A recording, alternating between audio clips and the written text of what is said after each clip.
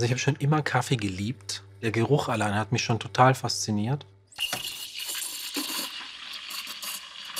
Kaffee ist für mich ein Momentum, das Menschen verbindet. Ich habe als Kind mal eine Reportage gesehen über eine Kaffeerösterei und dachte mir so: „Wow, das ist total interessant, aber das wirst du bestimmt niemals machen.“ Aus Paul Bonner ist tatsächlich ein leidenschaftlicher Kaffeeröster und Barista mit eigenem Café in Mainz geworden.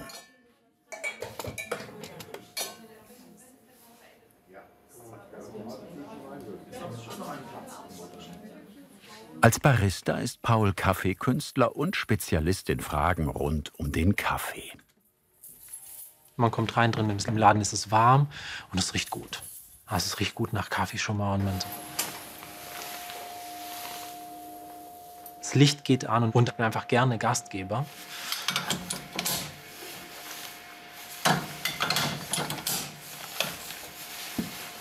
Die Darmpflanze wird vorbereitet, dass man damit auch Milch schäumen kann. Jetzt geht's los. Alles auf Anfang. In der Mühle ist noch gemahlener Kaffee. Paul will die Kaffeesorte wechseln, also muss der alte raus. Dass jede Mühle, die klassisch genutzt wird, einen sogenannten Totraum hat. Und in diesem Totraum ist altes Kaffeemehl. Bei der Mühle, die wir nutzen, haben wir ungefähr einen Totraum von einem Doppelshot. Das heißt, ich mahle den ersten Doppelshot aus, nehme dann erst beim nächsten Shot das Kaffeemehl, das rauskommt, für den Referenzespresso. Espresso machen, eine Kunst für sich, die viel Präzision erfordert. In Paul Bonners Espresso landen 15 Gramm Kaffeemehl. Mit Waage arbeiten gehört zur Arbeit eines Barista. Ein Barista ist erst einmal jemand, der hinter der Bar arbeitet, aber in erster Linie mit Kaffee zu tun hat und handwerklich in der Lage ist, einen Kaffee zuzubereiten. Espresso, Milchmixgetränke, Latte Art gießen kann. Ein Barista ist auch dafür da, eine Atmosphäre zu schaffen. Und die kommt mit dem wunderbaren Duft des ersten Espresso. Es entwickelt sich während der Extraktion des Espressos das gesamte Geschmacksprofil. Am Anfang ist es die Textur, die Fette, so die Sachen. Und hinten raus läuft er so ein bisschen läppischer vielleicht. Und während allen Bereichen der Extraktion werden relevante Aromen, Geschmackskomponenten extrahiert. Die Extraktion, der Prozess, bei dem heißes Wasser aus der gemahlenen Bohne Säure, Öl, Zucker oder Koffein löst.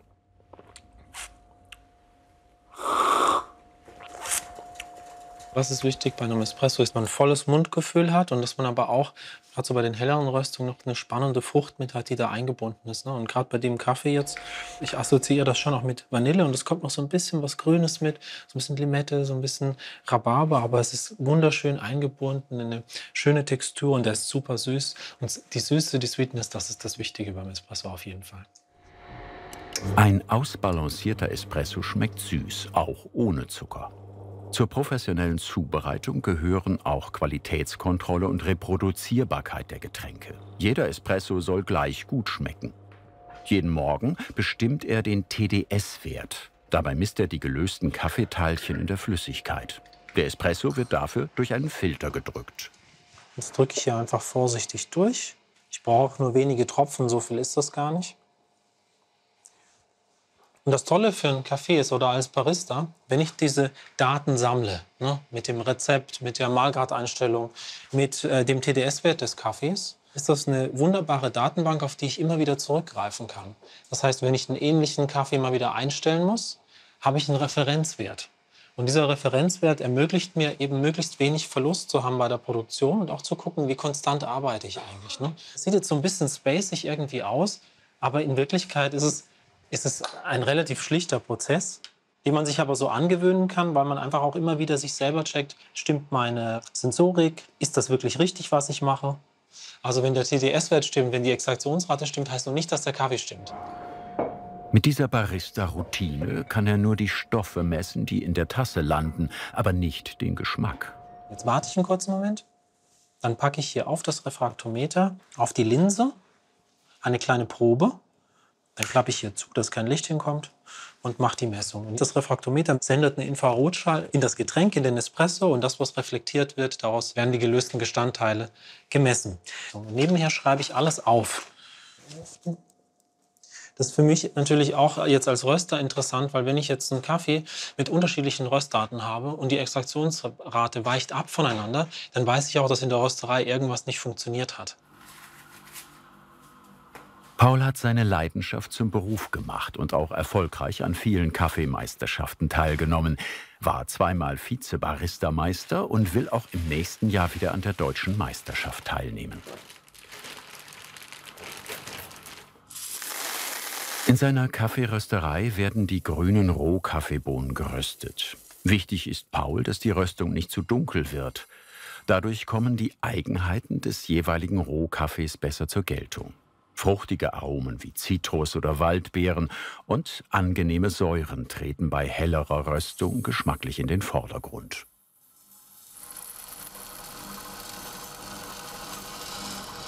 Die Rösterei ist sein Experimentierfeld, sein Spielplatz. Hier röstet er auch mal kleine Mengen Kaffee für einen Test.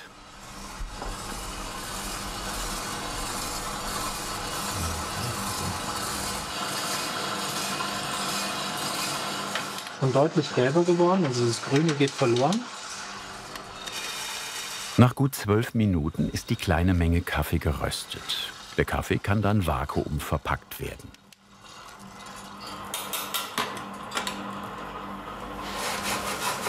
Wenn ich praktisch ein homogenes Farbbild habe, dass die alle ähnlich sind von der Farbe, spricht das einfach für den richtigen Reifezeitpunkt, zu dem die Kirsche geerntet wurde, also die Kaffeekirsche. Die dürfen schon unterschiedlich in der Form sein, aber die sollten trotzdem alle ungefähr die gleiche Farbe haben.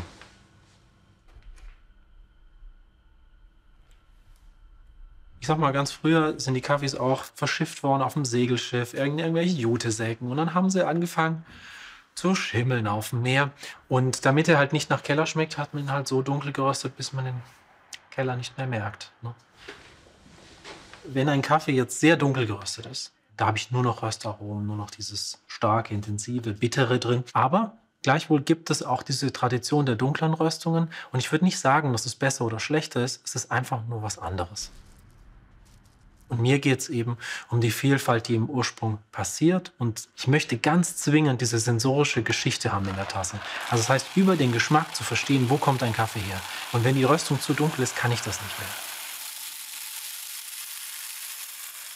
Für seinen Espresso hat Paul ein Universalrezept. 15,0 Gramm Kaffee auf 43 Gramm Getränk, also was in der Tasse landet. Das Ganze soll passieren in 30 Sekunden, plus minus 3 Sekunden. Also zwischen 27 und 33 Sekunden wird es ein gut schmeckender Espresso sein. Für neue Bohnen stellt Paul den Mahlgrad der Mühle neu ein. Ist das Kaffeemehl zu grob gemahlen, dann ist die Extraktionsphase zu kurz. Der Kaffee ist wässrig, schmeckt sauer. Ist er zu fein gemahlen, dann läuft der Kaffee zu lange und schmeckt bitter und verbrannt. Ich habe 9 Bar Druck in der Brühgruppe. Das ist eine Menge. Wenn der Siebträger nicht ordentlich eingespannt ist, knallt er mir um die Ohren, ja? Ich habe diese kurze Extraktionszeit.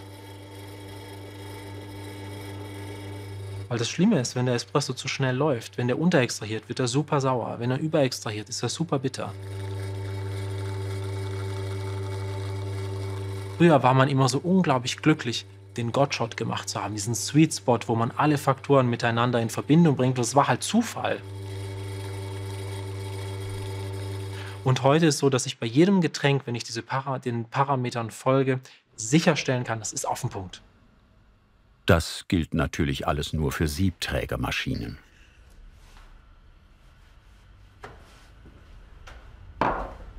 Wichtig ist, dass ich auch in dem Siebträger ein passendes Sieb zum Rezept habe. Also ich habe jetzt hier zum einen mal ein Präzisionssieb. Hier sind alle Lochdurchmesser gleich groß und die Löcher im Sieb sind gleichmäßig verteilt. Ich kann noch so teures Equipment drumherum haben. Wenn das Sieb nicht präzise gefertigt ist, kann ich nicht gleichmäßig extrahieren. Das Zweite ist, das ist jetzt ein 17 Gramm Sieb für ein 15 Gramm Rezept. Weil der Kaffee ist wie ein Schwamm, der quillt auf und der möchte auch quellen, ne? Der breitet sich aus. Und wenn ich ihn zu sehr quetsche in meinem Sieb, dann sinkt die Extraktionsrate. Paul überlässt nichts dem Zufall. Die Sicherheit, dass jeder Espresso gleich schmeckt, geben ihm sein Rezept und seine Werkzeuge. Denn das Kaffeemehl muss gut verteilt werden. Das Auflösen der Klumpen führt einfach zu einer gleichmäßigen Verteilung des Kaffeemehls.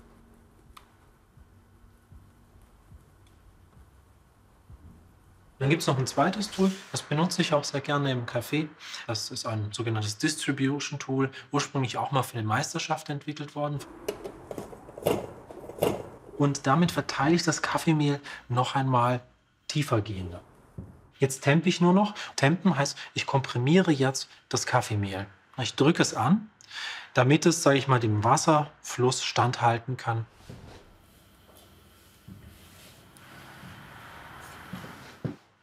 Wichtig ist beim Temper, dass er sehr gut in dieses Sieb passt.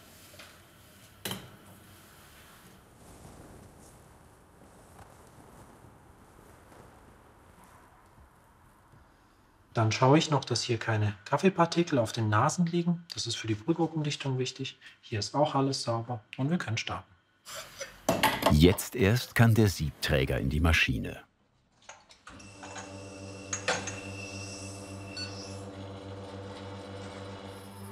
Bei 94 Grad läuft die Extraktion, 30 Sekunden lang. Am Ende sollen genau 43 Gramm Espresso mit seidiger Crema in die Tasse fließen.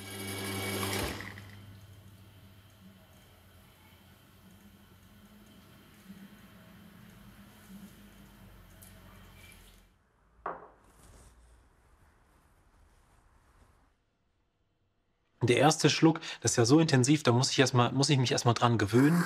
Der zweite ist schon besser und meine Geschmacksnerven können das aber ganz schnell. Der letzte ist dann immer der schönste.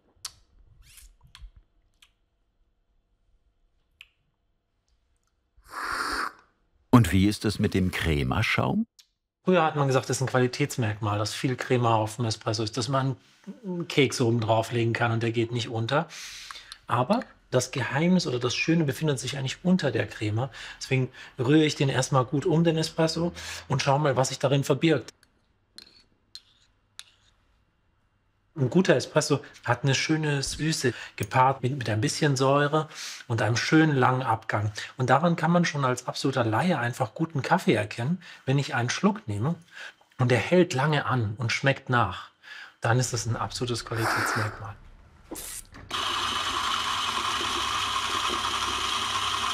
Was passiert, wenn das Kaffeemehl nicht gut im Sieb verteilt ist, zeigt Paul jetzt.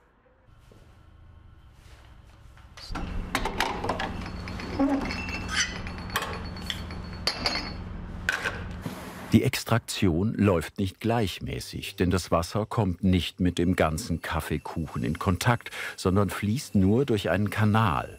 Channeling nennen das die Kaffeeprofis.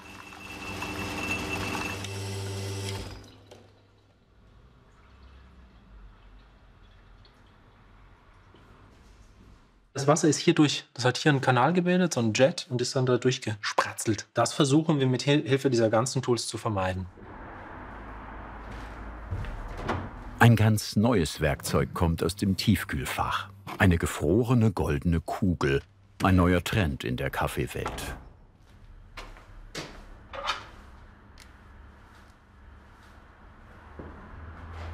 Im Prinzip ist das eine Edelstahlkugel, die Titannitrid beschichtet ist, und drinnen ist eine Art Frostgel. Diese kleine Kugel speichert die Kälte unglaublich gut, und die Idee dahinter ist, dass man sozusagen den Espresso, der aus der Espressomaschine rausläuft, in dem Moment, sage ich mal, der letzten Extraktion herunterkühlt, damit eben die volatilen Aromen, die sich so im Raum verteilen, also das, was man riecht letztendlich, wenn man in die Tasse riecht, das heißt, die sind flüchtige Aromen, die verdampfen bei einer höheren Temperatur, und durch das Herunterkühlen fange ich sie ein und behalte sie in der Tasse. Das heißt, es riecht nicht mehr so intensiv vielleicht, aber dafür ist mehr Geschmack in der Tasse. Die Kugel beeinflusst nicht nur die Temperatur, sie ist vor allem ein Aromafänger. Die Extraktion läuft vorbildlich in einem Strahl über die Kugel in die Tasse.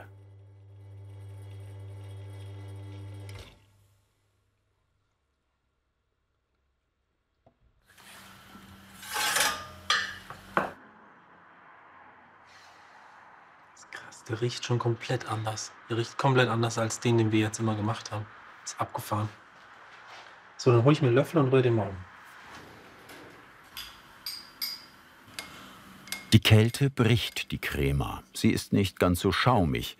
Die kalte Kugel eine Spielerei oder tatsächlich eine Geschmacksexplosion? Also es gibt viele Trends, die auch eine Spielerei sind und eine Spielerei sein können. Und in dem Fall finde ich, ja, es ist eine Spielerei, aber es macht unglaublich Sinn und ich finde, man schmeckt den Unterschied und dafür muss man auch kein Profi sein. Für Paul ist die Welt der Kaffeearomen unendlich. Man macht ein Fenster auf und guckt in ein Weltall voller Aromen und unendlicher Geschmacksgalaxien.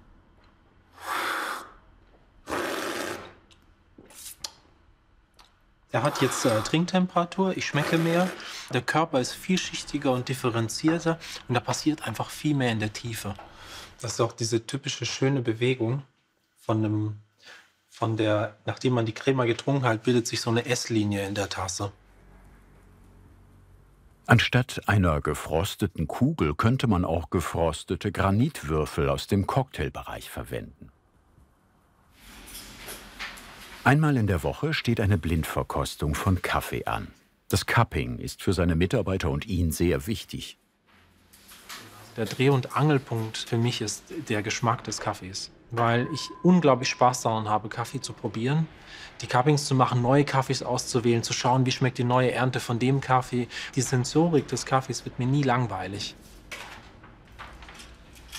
Es geht nicht darum, ach, das schmeckt mir jetzt oder das schmeckt mir nicht, sondern wir versuchen neutral zu beschreiben, was wir schmecken und dadurch auch wirklich eine Qualität zu erkennen. Weiches Wasser spielt bei der Aromenentfaltung eine wichtige Rolle. Bei Paul ist die Kaffeemaschine direkt an die Wasserfilteranlage angeschlossen.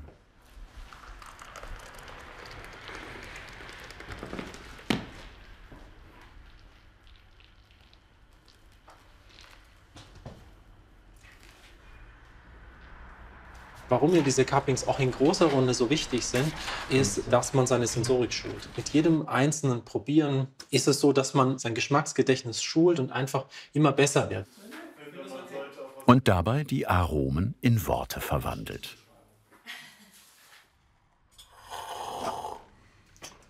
Ja, ich würde das Ganze für mich einfach mal mit so einem Tanz durch den tropischen Regenwald zusammenfassen. Ananas, einfach super tropisch, Erdbeere, Blaubeere. Ja, also Kaffee schmeckt in erster Linie nicht nach Kaffee, finde ich, sondern nach allem Möglichen. Ne? Und kann eben beerig, fruchtig, süß, was auch immer sein. Und das, was wir da rausschmecken, steht für den Ursprung. Johannisbeer, Tomate, Rhabarber sind für mich so typische Descriptor für kenianische Kaffees. Äthiopien ist viel floraler normalerweise. Also man hat so dieses Schwarztee, Earl Grey, Zitruszest. Und das macht so Spaß, weil wir was schmecken und man weiß eigentlich, wo kommt das her. Espresso machen, Aromen erschmecken und mit Milchschaum und Crema mahlen. Das ist die Kunst des Barista. Also ich habe hier viele so Kurse mit Privatleuten gemacht und es hat jeder geschafft, innerhalb von 2 Stunden eine Mühle einzustellen. Milch schäumen und dann Latte Art zu gießen, das braucht schon ein bisschen mehr Übung. Und Cappuccino ist ein ganz klassisches Milchmixgetränk, das auch vor fast über 100 Jahren mal definiert wurde. Und das Entscheidende ist, ich habe eine dickwandige Tasse und vor allem die richtige Größe.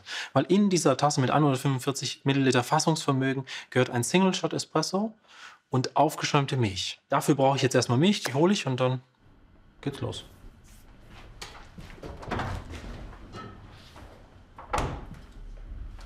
Also im Prinzip ist es so, dass ich alles aufschäumen kann. Egal ob Hafermilch, Sojamilch oder Mandelmilch oder wie hier Vollmilch aus der Region. Mit der einen Hand fülle ich gleichzeitig die Temperatur mit den Fingern. mit denen ich das Kännchen halte. Na, wenn die Kanne zu heiß wird, gerade am Anfang ist das ja so ein Problem, kann ich die Finger immer noch wegnehmen, ohne die Kanne loslassen zu müssen. Wenn ich die Kanne jetzt so festhalte und sie wird mir zu heiß, passiert ein Malheur in der Küche. Ich kann auch nicht die Kanne halten und mit der anderen Hand fühlen. Weil wenn ich merke, dass die Kanne zu heiß wird, bis die Information von der Hand, okay, es wird heiß, dann geht es in meinen Kopf, oh, es wird heiß, und dann geht die Information wieder zurück in die Hand, geht zum Dampfventil und mach's aus. Das kann schon zu lange dauern. Deswegen habe ich eigentlich immer eine Hand am Dampfventil, mit der anderen Hand fühle ich die Temperatur, dann geht es einfach schneller. Den perfekten Milchschaum gibt es nur mit heißem Dampf, wenn die Luft unter die Milch wirbelt. Also, gepurcht habe ich.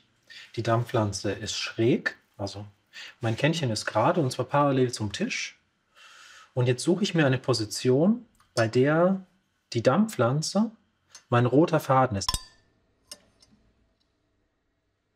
Die Spitze der Dampfpflanze taucht zu etwa 2/3 ein, also die Düse hier taucht zu 2/3 ein. Und jetzt schiebe ich das Kännchen ein bisschen nach außen, damit dieser Strudel entsteht. Und es ist ein ganz kontrollierter, ruhiger Prozess. Jetzt schauen wir mal, ob wir die Unterschiede zwischen Zieh- und Rollphase jetzt hier hören. Ziehphase, Ziehphase. Immer noch in der Ziehphase. Und jetzt bin ich in der Rollphase. Ich bringe die Milch auf Temperatur. Und fertig. Nachdem ich geschäumt habe, wische ich die Dampfpflanze ab. So, das Ergebnis sollte sein ein Mikroschaum. Also ich habe hier keine groben Blasen, sondern es ist eine homogene Masse, so eine, man sagt auch so glossy Textur. Ein leicht schimmerndes Fluid, der Milchschaum, der Kaffee und Milch beim Latte-Art-Gießen kunstvoll verbinden soll. Ja. Und vielleicht noch eine Sache, der Unterschied zwischen Zieh- und Rollphase. Also am Anfang hole ich Volumen rein, am Ende bringe ich die Milch auf Temperatur, ist ein fließender Übergang, den man eigentlich nicht sehen kann, weil ich kaum etwas anders mache. Ich halte das Kännchen kaum anders, aber ich höre den Unterschied. Also die Ziehphase ist laut, man hat dieses Fauchen, und die Rollphase ist leise. Das heißt, hinten raus ist es leise. Wenn der Aufschäumprozess laut ist und hinten raus schreit, dann ist die Milch viel zu heiß oder die Textur stimmt nicht.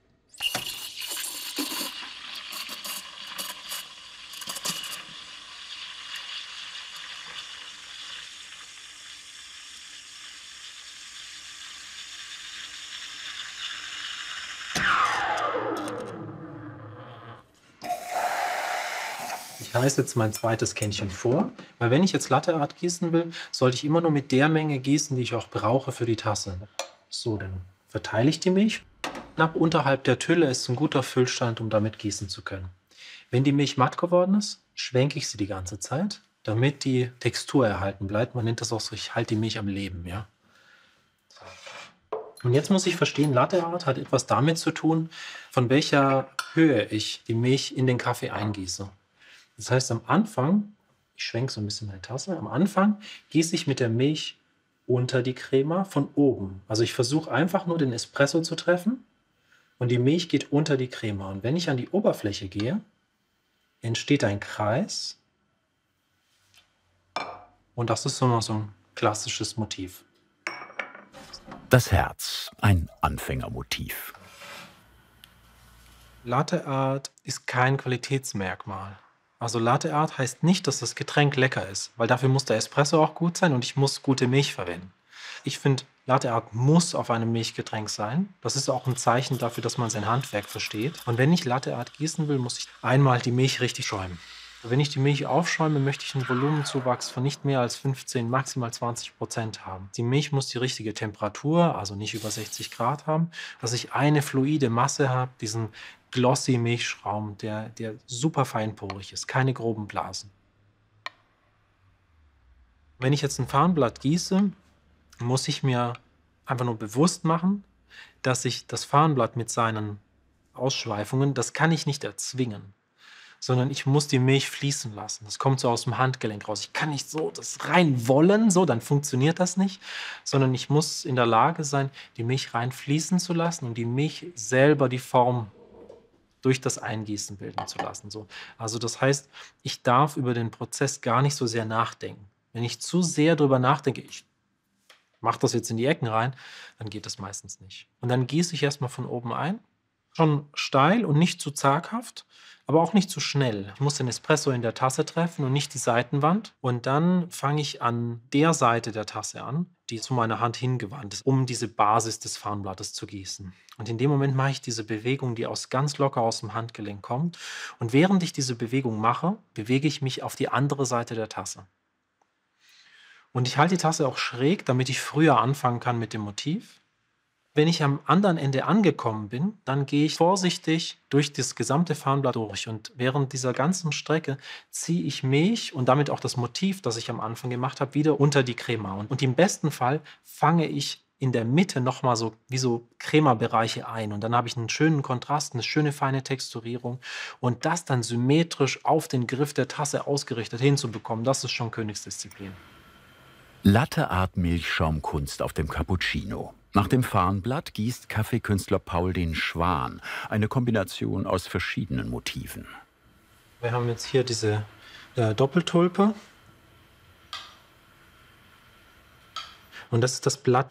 Und dann gehe ich an einer Seite vorbei und ziehe sozusagen den Schweif vom Schwan, mache hier sowas wie einen Ansatz von einem Herz, zeichne den Hals und mache dann als Kopf vom Schwan ein Herz. Und da diesen Schwung hinzubekommen, ne, das ist auch eine Dynamik hat, dass man das Gefühl hat, man guckt gerade auf einen schönen Seerosenteich, auf dem ein weißer Schwan schwimmt. Das ist natürlich die Kunst darin, dass die Tasse auch eine Dynamik hat, ne? Also bei so einem Kombinationsmotiv.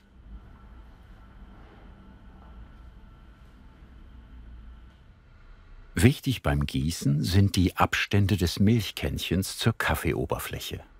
Dieser Abstand zwischen Tülle, also dem Ausgießer des Kännchens, und der Getränkeoberfläche definiert, ob etwas auf oder unter der Crema landet. Und damit spiele ich in Kombination mit der Bewegung der Flüssigkeit, also der Bewegung der Milch, die in das Getränk läuft.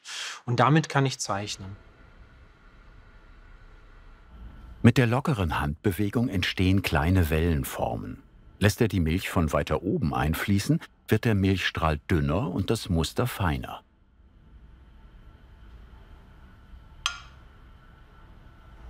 Voilà, ein Farnblatt. Also ich habe halt gerade am Anfang die Möglichkeit gehabt, viele 100 Getränke die Woche zu machen und immer zu üben, zu üben, zu üben.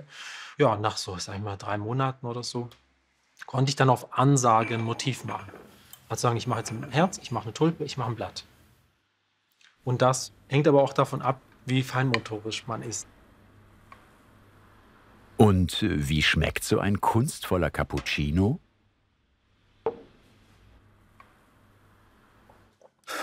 Das Entscheidende ist dieser erste schöne Moment. Ne? Weil ich hier jetzt so richtig Milchschokolade habe, so richtig. Es ist wie so ein flüssiges Stück Kuchen. Es ist ein Dessert, ne? Also ein Frühstücksdessert. Und ich sage immer, ein Barista kann den besten Cappuccino trinken, weil er gießt ihn und trinkt ihn direkt. Ne? Also alle, die an der Bar arbeiten, so gebt die Getränke raus zum Gast und lasst sie nicht auf der Bar verweilen, weil das macht es nicht besser. Sein Café ist Anlaufpunkt für leidenschaftliche Kaffeegenießer. Kenner, aber auch Einsteiger. Also ich fand jetzt auch, ich mag Kaffee normal sehr heiß, aber Ja. ich fand, der ist wirklich, wenn er ein bisschen abkühlt, fast sogar noch besser. Ja, weil man mehr schmeckt. Ne? Ja. Normalerweise schmeckt man halt mehr Bitterstoffe und das ist halt eigentlich nicht so lecker. Und bei dem kommt einfach die natürliche Süße durch und die Vielfalt, die drin steckt und so. Was mich wirklich freut, ist, dass Menschen offen hierher kommen und bereit sind, auch was Neues zu erleben und sich darauf einlassen und einfach schöne Momente hier erleben. Und jeder Gast, der hier rauskommt, denkt so, wow, ich habe jetzt was getrunken, ich habe was erlebt, was ich so jetzt nicht erwartet hätte oder so vorher noch nicht hatte.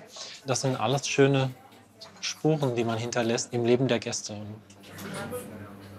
Beim sensorischen Kurzurlaub in seinem Café muss jedes Getränk gleich gut sein und immer perfekt aussehen. Das ist die Mission des Kaffeekünstlers. Dankeschön, auch wie schön. Das ist schön, irgendwie, wenn man Menschen einen schönen Moment bereiten kann und daran irgendwie auch Freude empfindet. Ja. So. Fasziniert dich Handwerkskunst genauso wie uns? Dann jetzt den Kanal abonnieren und keine Folge verpassen.